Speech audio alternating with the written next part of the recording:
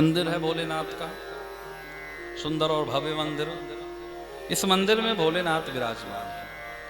जो भोलेनाथ का विग्रह है, इस विग्रह को बनाने वाले कौन? हम आप जैसे लोग। मंदिर को किसने बनाया? हम आप जैसे लोगों ने।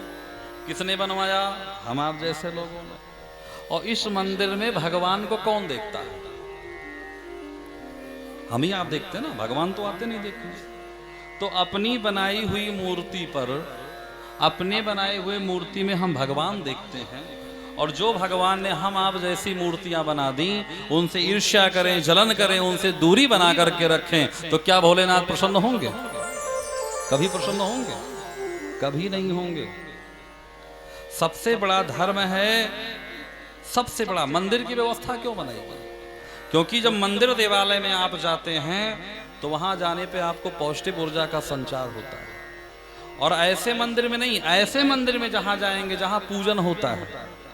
जब पूजन अच्छा जहां मंदिर में होता है, भगवान की सेवा अच्छे तरीके से होती है, वहां मंदिर अपने आप मूर्ति जागृत हो जाती है। जब तक दुकान में रहती है तब तक वो मूर्ति होती है, लेकिन वो आकर के जब मंदिर में स्थापित हो जाते हैं वेद मंत्रों के द्वारा, तो वो भगवान के विग्रह होते हैं। हमारी आपकी सारी मनोकामनाएं वो कैसे पूरी करते हैं? क्योंकि उनमें पंडित जी जब वहां अच्छे से पूजा करते हैं। जैसे यहां देखिए, भगवान के जितने विग्रह हैं ऐसे मुस्कुरा रहे हैं, लगता है जैसे अभी बोल देंगे। भगवान की विग्रह ऐसे हैं जैसे हमसे बात कर रहे हैं। क्यों? क्योंकि हमारे पंडित जी हैं, हमारे भैया श्री अखिलेश जी, भैया श्री आलोक जी, बड़ा ही सुंदर, बड़ा ही दिव्य पूजन करते। जोरदार ताली पंडित जी के लिए। और जितना सुंदर पूजा होगा, पाठ होगा, उतनी भव्यता आएगी, उतना पौष्टिक ऊर्जा का संचार होगा। लेकिन भगवान से मिलने से पहले जो हमारे आपके अंदर हैं, उन पे भी थोड़ी दृष्टिपात कर ली जाए। आप बहुत भंडारा करिए, घर वाले आपके भूखों मरें, और आप खूब दान पुण्य करिए, तो उस दान पुण्य भंडारा का कोई मतलब नहीं है।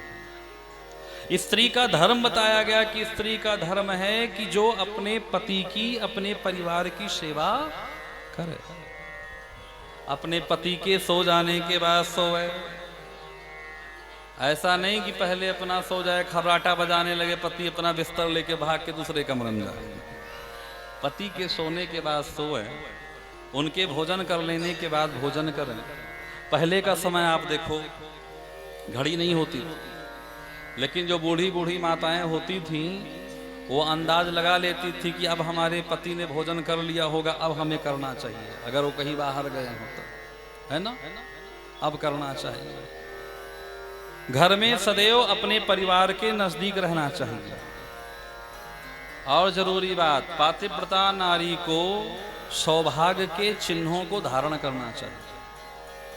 सौभाग्य के चिन्हों को, जैसे सिंदूर है, मंगलसूत्र है, इन सबको धारण करना चाहिए। आजकल तो इन सब शहरों में तो बड़ा बवाल है। सिंदूर ऐसे लगाएंगी और ऐसे ढक लेंगी, पता ही नहीं लगेगा है कि नहीं है। लगाना चाहिए। जो सनातन संस्कृति है, वैदिक संस्कृति है, उसका पालन करना चाहिए। स्त्री को अपने घर में अपने पति के सामने सुंदर श्रृंगार करके रहना चाहिए। आज का समय है, घर में चाहे जैसे रहें, बाहर जाएंगी तो खूब श्रृंगार करेंगे, और घर में चाहे जैसे रहें। लेकिन शिव पुराण की कथा में आया है कि घर में पूर्ण श्रृंगार से माताओं को रहना चाहिए। पतिर्नाम न गृहणीत कदाचन पतिव्रता। पतिव्रता स्त्री को अपने पति का नाम नहीं लेना चाहिए। किन किन लोगों का नाम नहीं लेना चाहिए? शिव महापुराण में आया है, अपने बड़े पुत्र का नाम नहीं लेना चाहिए। बड़े पुत्र का नाम नहीं लेना चाहिए। किसी कंजूस का नाम नहीं लेना चाहिए। कंजूस का भी नाम नहीं लेना चाहिए। बड़े पुत्र का नाम नहीं लेना चाहिए। अपने गुरु का नाम नहीं लेना चाहिए।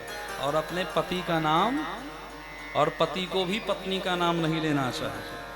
आजकल के समय में तो बहनें पति को बुलाती हैं तो पता ही नहीं लगता कि पति को बुला रही हैं कि रामू काका को बुला रही हैं। अलग अलग नाम रख करके, भगवान मालिक। लेकिन शिव पुराण की कथा में आया है कि इतने लोगों का नाम नहीं लेना चाहिए। किसका किसका? गुरु का, कंजूस का, पति का और बड़े ज्येष्ठ पुत्र का नाम नहीं लेना चाहिए। इससे उनकी आयु क्षीण होती है। पतिव्रता नारी को सदैव अपना घर साफ सुथरा रखना चाहिए। पतिव्रता नारी जो है उनको चाहिए कि अपना घर बिल्कुल साफ सुथरा रखें।